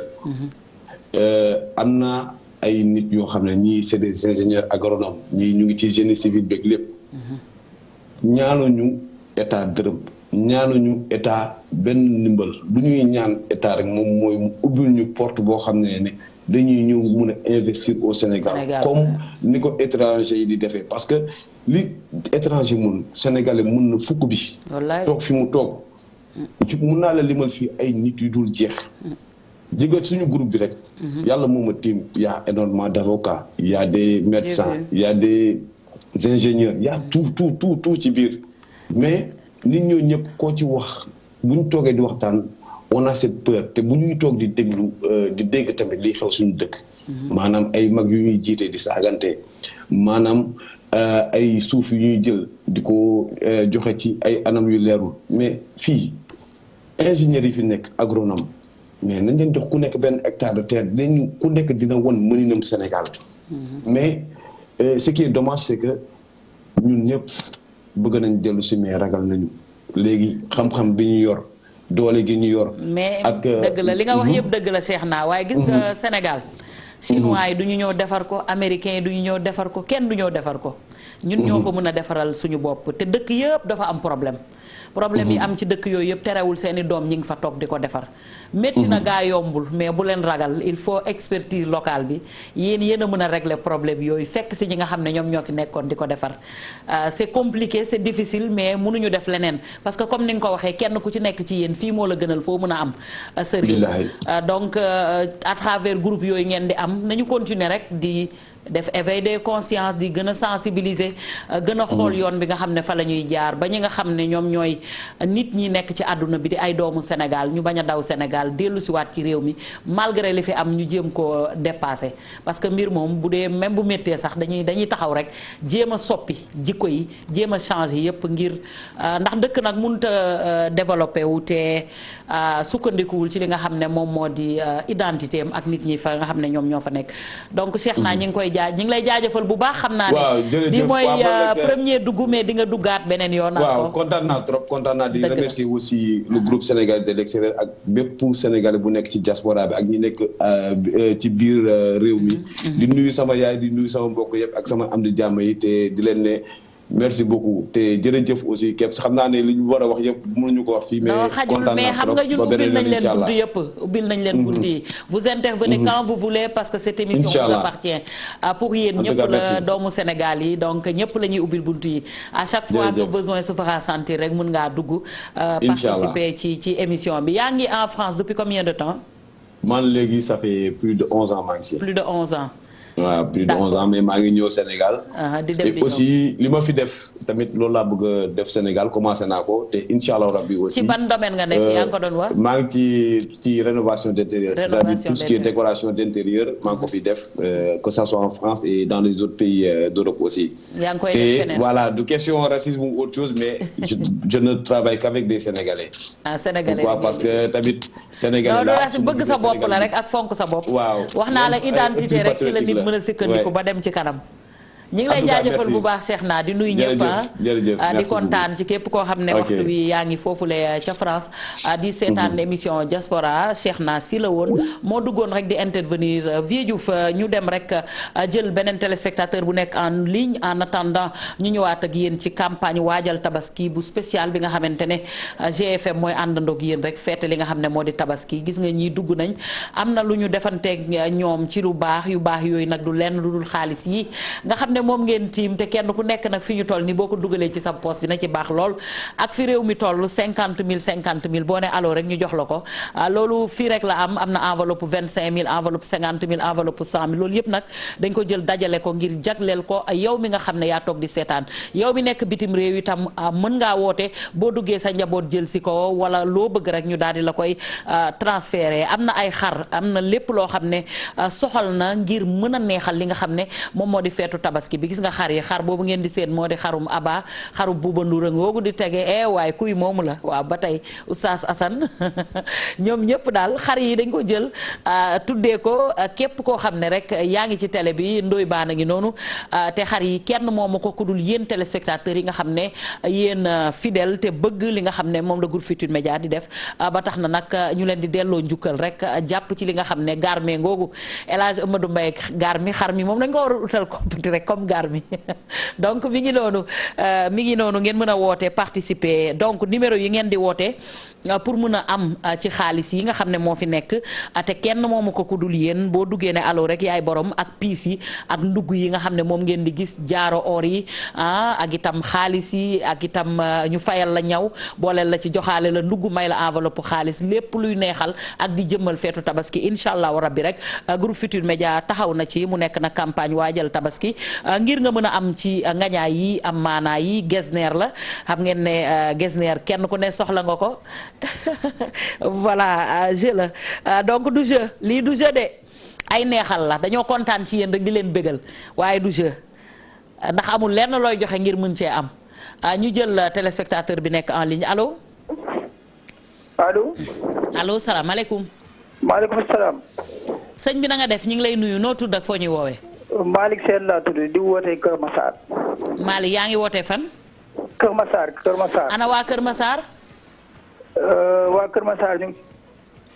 waaw Malick. yaa ngi déglu waaw ana waa Kër Massar ma ni.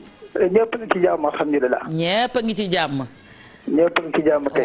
waaw yow rek la ñuy déglu Malick. waaw xanaa ba. non Sénégal yéen nag loo xam ci diaspora bi. man de loo xam ci diaspora immigré yi loo ci xam. waa diaspora bi xanaa di wax état rek état jàppale leen. déggal li parce que xam nga tukki dafa metti te boo xoolee ñoom dañuy bokk ci participation ñoom dañuy participer ci développement Sénégal. dëgg la. boo évaluer transfert yi ñuy def ñu ngi koy évaluer ci ay milliards yu bëri par at. dëgg la. te loolu participation bu am solo la te boo seetloo temps yi moom ñu ngi leen di xaw a bunxutaan lool ci dëkk yooyu. dëgg la. moo tax état Sénégal daf leen war a jàppale parce que bon ci bi lañ bokk ci population bi lañ bokk boo xoolee bon ñoom ñooy presque ñoom ñooy développer économie Sénégal boo xoolee. non loolu nga wax rek jox naa la ci fukki junni waay. très bien. waa déggal lii nee na très bien. loo wax ci groupe Futurs Médias ak jàppale gi mu leen di jàppale di nga xam ne du jeu du dara da ngay woote dugg ñu yëkkati jox la. waaw Futurs Médias xanaa di kontaan rek ci ñoom di vraiment di apprécier ñiy defaree seen émission yi. ak organisation bi ci nekk xam nga bon di commencer ci PDG bi ba ñëpp ci liggéey xam nga dina apprécier très sincèrement. di gën a xam rek di gën a séddale sama kóol rek yéen surtout en tant que fan su quoi surtout TFM. dëgg la yow fàttali ñu sa tur yow nga ne. Malick Sène waajal tabaski campagne bi yëkkati na 10 000 ne la ko tuy jox. très bien yaay borom. loolu neex na.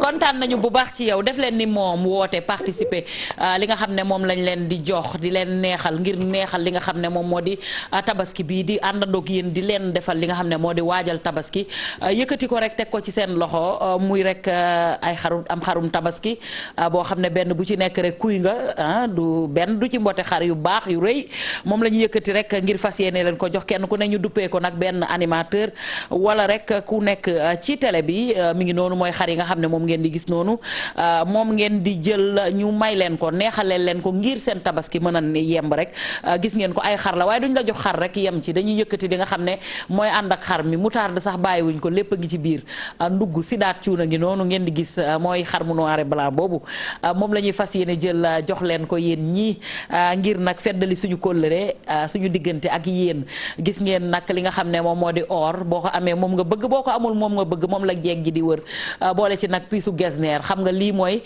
lépp loo xam ne rek arsenal bi jëm ci li nga xam ne moom moo di la fête de tabaski incha allahu rabbi amul leen loo xam ne bàyyi nañ ko du ndugg du tissu ba ci noppi tam ki nga xam ne moo lay ñaw bi sax doo ko fay dañ la koy jox buñ la ko joxee rek dañ lay boole ki nga xam ne mooy Minata création mu daal di la koy daggal dagg yu baax kon doo fay ñaw di nga am xar amam ndugg boole ci xaalis ba noppi itam am na loo xamante ne nii dañ koy séddale tànn seet ci ñi nga xam ne ñoom la ñuy jox rek ci ñi gën a bëri li nga xam ne moom la ñuy woote wala ñu gën a neex ni ñuy wootee daal ñoo xam ñi nekk ci kii bi rek ñu tànn daal di leen ciy jox ñeenti nit yoo xam ne dinañ jël li nga xam ne mooy 2 millions séddale leen ko di fàttali rek partenaires yi nga xam ne ñoom la ñu àndal bokk na ci kii di sant yàlla boutique Maysa et frère moom mi ngi nekk Colobane sant yàlla boutique di jaay tamit ay tissus haut de gamme mi ngi nekk rek fi nga xam ne mooy Maysa et frère ñoom ñoo nekk marché Gambie à côté caserne Samba Jéeri Diallo tissu yu am maanaa yooyu ngeen di gis ñoom la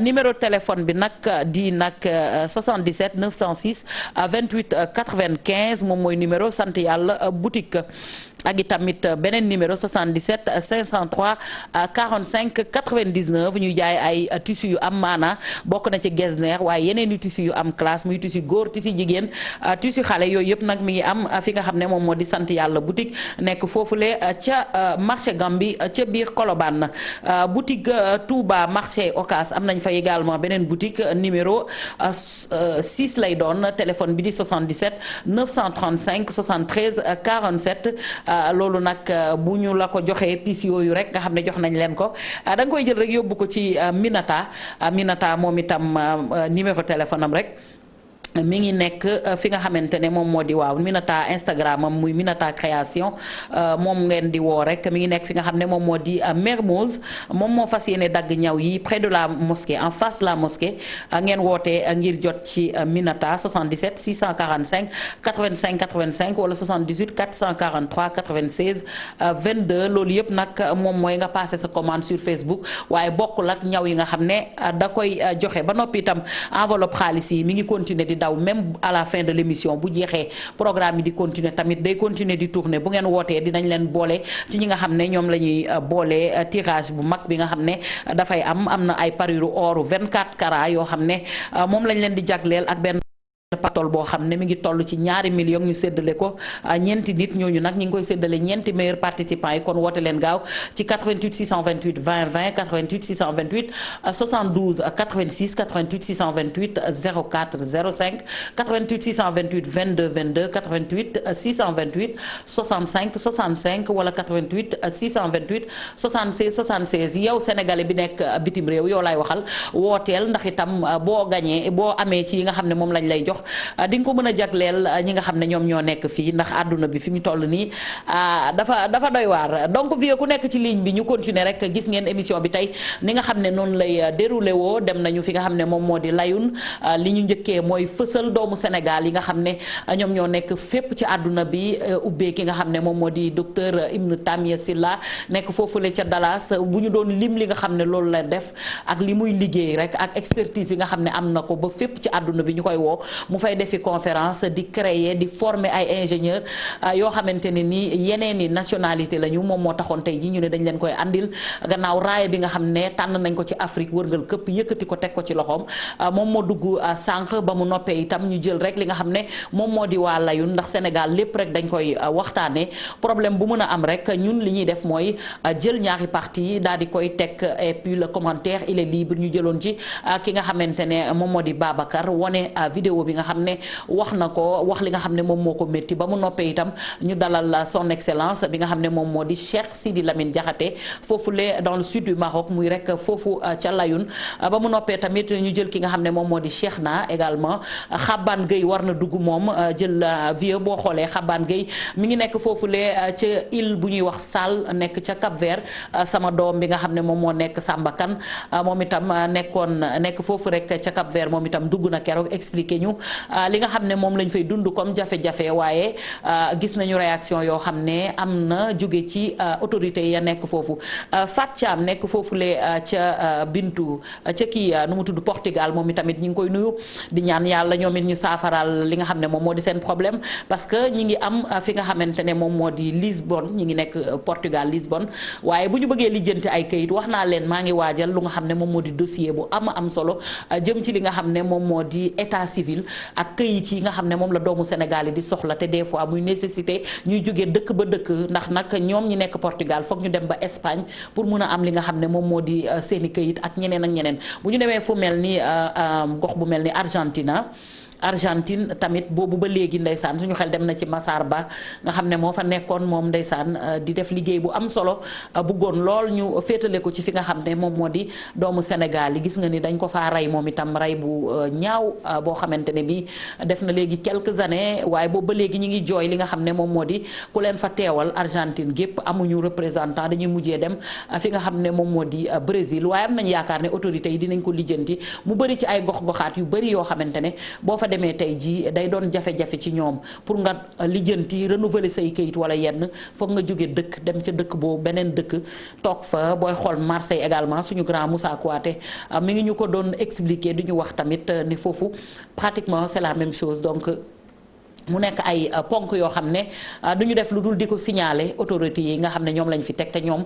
xam nañ ne liggéey rek moo leen tax a jóg xam nañ ne doomu Sénégal yi ñor nañ leen bu baax te bu ñu duggee rek ba yëg yenn jafe-jafe yi dañ koy daal di mën a saafara suñu xel dem na ci Moïse Sarr moom moo di secrétaire bi nga xam ne moom lañ fa teg suñu xel dem na ci ministre des affaires étrangères suñu xel dem na ci Soxna Naata Mbàkke nga xam ne moom itam mi ngi def liggéey bu am solo mu yore fonds d'appui et d'investissement des Sénégalais de l'extérieur suñu xel dem na ci docteur Malick Diop bu ASEPEX moom tam ñooñu ñëpp ay structures yoo xam ne communication bi chaque jour ma wax leen ko dañ ko gën a dolli ngir nit ñi xam lan la ñu war a mën a exporter fii génne ko réew mi am na njëriñ yu bëri yoo xam ne moo ci nekk keroog bi ñu invité suñu xarit Fall nga xam ne rek moo yore collectif des cadres de la diaspora expliqué na ay créneaux yu bëree bëri xam naa ne moom dinañ ko gën a dalalaat mu expliqué yoo xam ne hormis li nga xam ne moom moo di Soxna Naata Mbacke Fès am na yeneen i yoon yoo xamante ne yow mii toog di seetaan boo fa jaaree war nañ laa mën a defal li nga xam ne moom moo di financement boobu tam beneen sujet bu spécial la boo xam ne dinañ ci ñëwaat pour won leen yoon yi ñuy jaar parce que souvent dañuy dem ba dañuy jëlaat fonds yi delloowaat ko parce que gisuñu ñi nga xam ne ñoom lañ ko ñar a jox ñu jël appel bi allo allo salaamaaleykum allo sëñ bi noo def kan la xaban allo allo oui waaw salaamaaleykum maaleykum salaam soxna Kebs Thiam. waaw kookan la tur bi nan la. man la Baara Ndiaye Maroc Fès. waaw Baara na nga def. maa ngi fi ça va bien. waaw ñu ngi lay nuyu di la dalal ak jàmm. waaw ñoo ngi lay sant Kebs Thiam di la nuyu. di la fay nuyu di la wax ne vraiment kontaan nañ. ci dalal bi ñu dalal TFM. dëgg la yéen a moom émission bi kontaan ci émission diaspora bi ndax lépp luy suñ métti rek fi lañ koy jooyee. waaw yéen a ko moom de. kon amal nañ leen njukkal diaspora bi. dëgg la maa ngi lay wax asalaamaaleykum wa rahmatullah. maaleykum salaam Baara aywa yow rek la ñuy déglu. waaw di wax soxna Kebs. nga may ma rek ma nuyu sama président yi ñi nga xam si ni tey. ñoom ñoo nekk fi di liggéey bu rafet bi. dëgg la. nekk fii si Maroc muy président Baye Sidi Ndiaye. ki nekk USDA ñu koy wax Ousmane Ndione. dëgg la vraiment ak ñi nga xam ne membres yi nekk ci kii yëpp. di liggéey bu am solo. dëgg la. tey nag soxna Kebs dañu am benn affaire boo xam ne 2 jours yi. 3 jours yi sax laay wax nii ci semaine bi dafa wàcc ci kaw sénégalais yi. muy lan. muy tiis bu méttee boo xam si nii sax. kenn xamul wax dëgg yàlla fu muy yam ndax ci problème mu séjour yi la. waaw parce que mënu leen a renouveler seen ay. ndax problème mu séjour yi. Kebs dafa am problème mooy lan. ayca. lii nga xam si ni mooy séjour yi ñu buur bi mayoon 2013. 2014. dafa dem ba nga xam si ni dafa am sérieux problème te tey bëgguñu la ñu daloon tey. ci 2012 ci 2012 wala 2013 li ñu daloon. dalaat ñu mooy lan. waaw léegi ñoom dañu mayoon 1 an. ñu ne ku am 1 an boo renouvelé da ngay am 2 ans. soo renouvelé waatee da ngay am 5 ans. boo renouvelé waatee ñu may la léegi nag bi yàlla defee ñu renouvelé 2 fois. war a renouvelé waat léegi ñu indil ñu ay papier yoo xam ne nii tey amul kenn koo xam si ni tey fii Maroc si 95% yi nekk fii tey Maroc mën nga fournir papier yooyu. amul. muy lan léegi dañu wax contrat de travail. te tey xam nga li gën a metti soxna Kebs tey mooy. contrat de travail bi. boo xoolee si secteur informel bi tey presque boo xoolee 95% yi nekk Maroc si secteur informel bi la ñu nekk. léegi tey boo leen bëggee wax na leen tey da ngeen indi contrat de travail ak carte CNSS. ak ay contrat de bail. ak ay lu nekk presque laaj nañ ko yoo xam ne ni tey yombul ci sénégalais yi. d'accord am na ñoo xam ñoo ngi liggéey tey ci centre d'appel yi d'accord mën nañu am contrat. waaye tey suñu xeex mooy secteur informel bi tey ñoo ëpp tey ci Maroc te tey buñ leen laajee papier nii tey dañuy poser problème. léegi nag Kebs. 2012 dafa metti woon toog ñuy dàqante policiers yi. 2012 lu xewoon amul séjour 3 mois lañ la may bu sa visa jeexee nga génn. policiers yi di ñu tëj. dañu jàpp di ñu manipuler. mais du ngeen egg foofu di ñu def lu nekk. ba ñu waxu woon ko buur bi may ñu. ay papier loolu nag la ñu xalaat ne tey boo moytul Kebs dina dellusiwaat ci biir Maroc. te bis bu dellusiwaatee ci biir Maroc parce que envoyé naa la sud bi envoyé naa la mbir mi. parce que li ñu bëgg ñun suñu xalaat li ñu gis mooy dañ ñoo bëgg a rapatrier. dañoo bëgg indiwaat Sénégal parce que tey buñ ne sénégalais. bu fi amul papier di nga ñibbi. ba pare nangu ñoo renouveler suñuy séjour. kon xam nga ne posé nañu tey problème tey mën nañu association yi yëpp tey moom la ñuy waxtaanee képp kuy sénégalais tey boo dajee ak moom fii Maroc. problème mu séjour bi la lay wax. nag problème mu. sonal bi ñu nar a sonal ndax naar moom ñëpp xam nañ ko. ci ni ñu mel. léegi nag ñun soxna Kebs dañuy lancer appel son excellence parce que mbir mi xam nañ ne. état ak état ñoo ko mën a régler. parce que du ñun. ñuy ñaan nag suñu président son excellence Macky Sall. ak ki nga xam si ni tey mooy ministre des affaires étrangères Amadou Ba.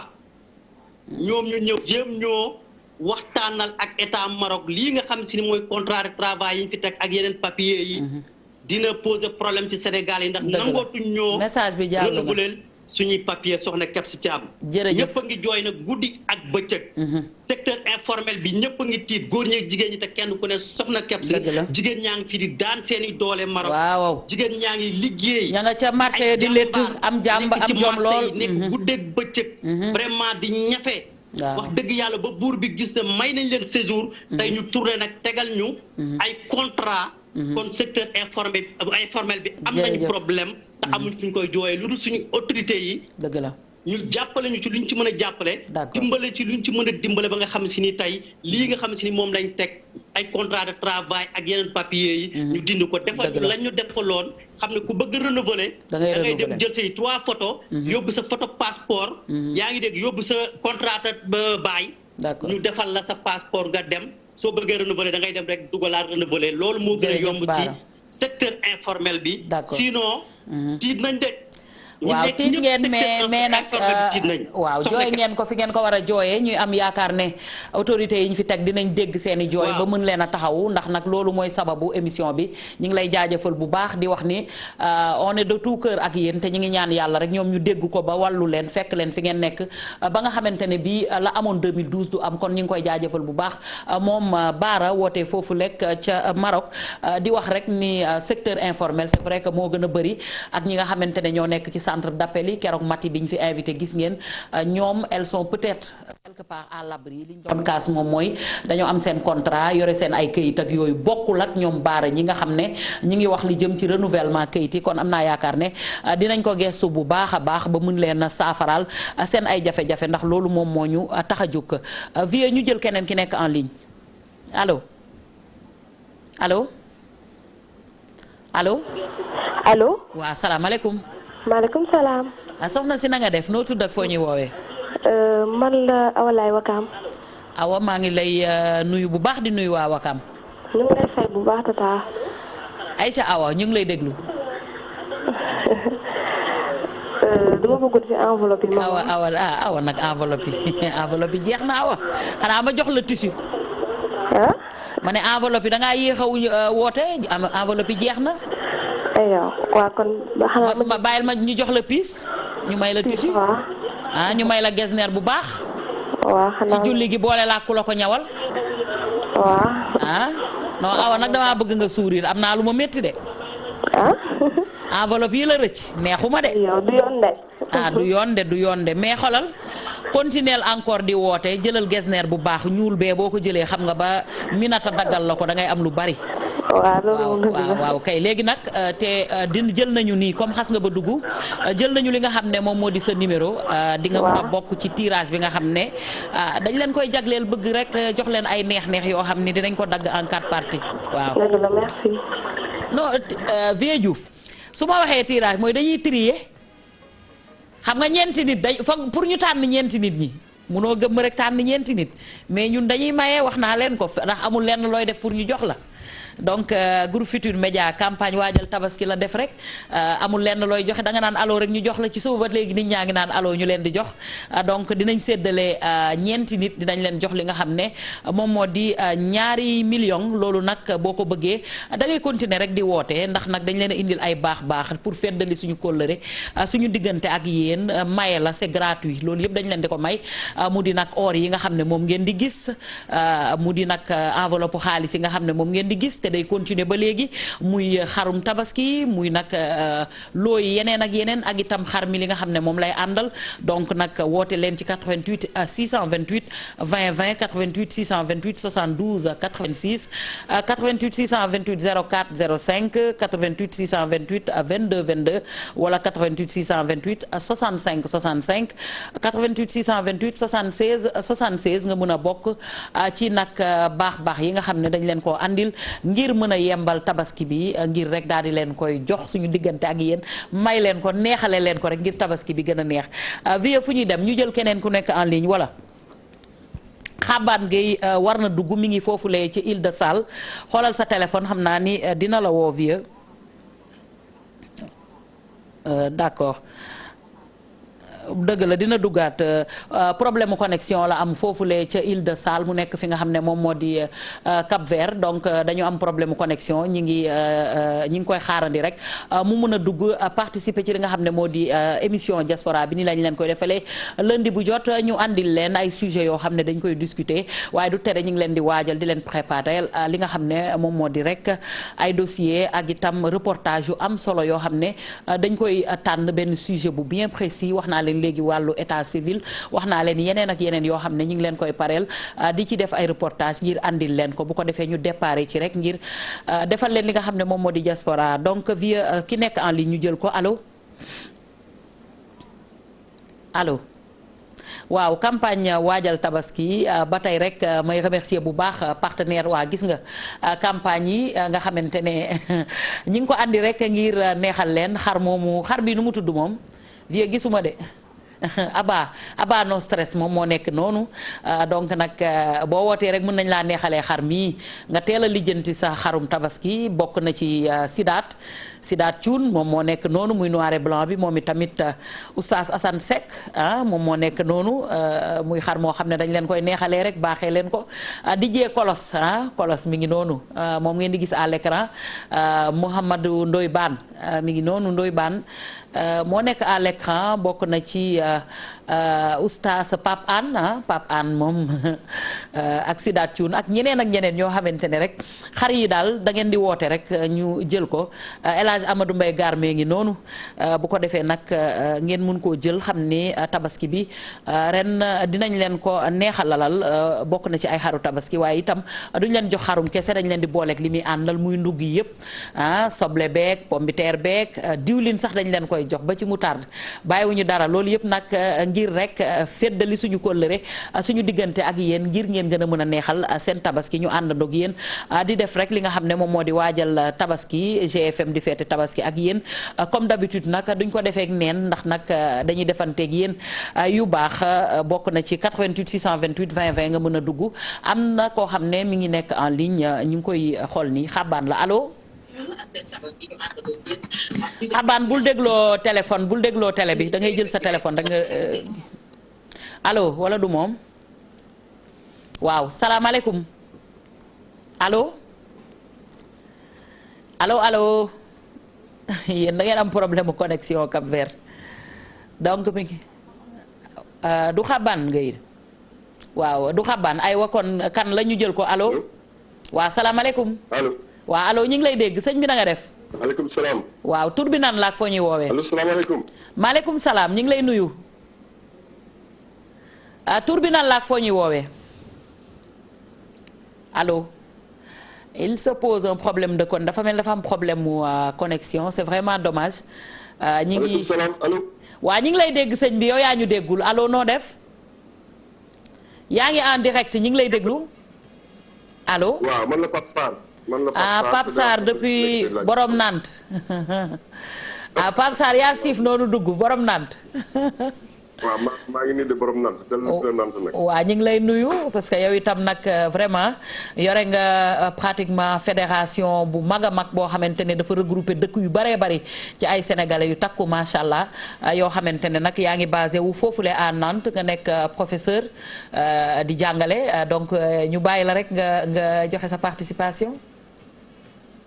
waaw képp dama doon nuyoo rek di ziare xam nga ñun émission diaspora daf ñoo yitteel trop. seen yëf la de ko déggee rek. jéem a teewlu. dëgg la kon dan lañ ci mën a bokkee joxe suñu xalaat joxe suñu contribution. dëgg la wax ci fédération des Sénégalais de la diaspora bi ma jiite. mi ngi ànd ak émission bii di diaspora def ko émission boppam. di nuyu rek suñu membres yi ci diaspora bi un peu partout. dans les 72 comités régionaux. di yégal sénégalais yi nga xam tamit ñi ngi teewlu sa émission que la FSD existe. et que defe naa ni solo diaspora bi mooy ñu fexee di xàccandoo di dóorandoo. dëgg la sama rak jàpp naa si que j'apprécie gis naa ko sànq. lui qui anime sur Facebook les Sénégalais de l'extérieur. defe naa ñu mel ne moom bëri nañ ci diaspora bi ñun ñëpp dañoo war a joxante loxo. ndax ñu mën ci li ñuy waaj def diaspora mu yemb quoi. voilà loolu tax mën a sànni ci kàddu. wax ne FSD saa su nekk mi ngi teewlu diaspora. lan mooy seen actualité actuellement ci lan nga nekk. mais ñu ngi waajal congrès de Dakar. c'est-à-dire que nous organisons un congrès de la fédération tous les 2 ans à peu près. En juin 2018 c'était à Nantes. ñu ngi ñaan yàlla bii di ñëw. Sénégal normalement c'était programmé pour juin 2020 à Dakar. mais gis ngeen ni parce que nag yi fi xew ci diggante bi permettre ñu woon loolu. rien ne sera comme avant lépp a taxaw. voilà yëpp a taxaw waaye ñi ngi am yaakaar ni. yàlla dinañu dimbali ci mbas mi. ba ñu mën bientôt ñu def suñu congrès yi nga xam ci Dakar lañu koy waajale. ndax Sénégalais de l'extérieur dafa jot ñoom ñëpp ñu ñëw Sénégal dëggal seen bopp. waxtaan ak suñu autorité ne. xamal leen ni il est important que ñu lëkkaloo. ndax voilà ndax diaspora bi mën a jëriñ Sénégal de manière efficace. dëgg la mais suñu xoolee yéen déjà yaa ngi wax comité yi régionaux yi dafa bëri macha allah seen membres yi yéen a ngi ci ñaata dëkk déjà. nous sommes dans 72 pays. 72 pays voilà. waaw c'est pas négligeable dinañ gën a taw fekk dinañ nekk képp koo xam ne ci Sénégal de la diaspora mi ngi fay yeewoo. on essaie c'est pas simple waaye yàlla mën na ñëw dimbali. waaw parce que souvent tamit grand dajaloo boobu moom mooy tax ngeen gën a mën a am gëdd. tout à fait waaye dajaloo boobu yaakaar nañ ci ñu mel ne yow kat parce que wax dëgg yàlla diaspora mooy suñu émission. bokk na ci suñu émission yu gars yi gën a ràññee ci àddina bi. te nga personnaliser ko lool. ku nit diaspora dina wax képp. donc dañoo jàpp ni war ngaa jàpp ci liggéey boobu incha allah rabbi. incha allah jërëjëf Pape en tout cas kontaan nañ liggéey bu am solo bi ngay def nit ñi xam nañ ko parce que déjà dajale nit ñu toll noonu depuis bu yàgg ba léegi ngeen di def liggéey bu am solo loolu ñun dañ koy saluer te dañ koy gën a valoriser lu ngeen nekk ci actualité rek nañu ko xam bu ko defee ñu jàllale leen ko ndax plateforme bi yéen a ko moom lu ngeen fi bëgg a jàllale rek yéenay borom. jërëjëf waay yal na yàlla guddal sa fan. amiin amiin Sénégalais de l'extérieur partout où ils sont jërëjëf. jërëjëf un grand bonjour à tous les membres de la FST. dëgg la maa ngi nuyu madame Sarr bu baax moom itam. jërëjëf Pape Sarr la suñu xarit la on a eu à le recevoir fii ñëw na fi def plateau moom li mu yore macha allah confédération sénégalais yu bëri dans 72 pays dëkk boo dem rek sénégalais yaa nga fa ñu dajaloo ñoom mu nekk loo xamante ne lu am solo la ba tax confédération la membre yu bëri la macha allah kenn ku nekk. am na liggéey bu am solo boo xam ne yaa ngi koy def mi ngi wax ñi ngi waajal le congrès de Dakar defoon nañ ko à Nantes moo ngi lay waajal ngir def ko fii ci Sénégal donc mi ngi noonu ñu ngi koy ñaanal plein succès et di wax ne mbooloo moom mooy doole force yi nga xam ne moom moo nekk ci sénégalais de l'extérieur yi bu ñu dajaloo woon yaakaar naa ne fee kenn du leen fa mënal dara waaye fii itam muy seen dëkk tamit dinañ fi gën a am beneen taxawaay bu gën a am solo allo.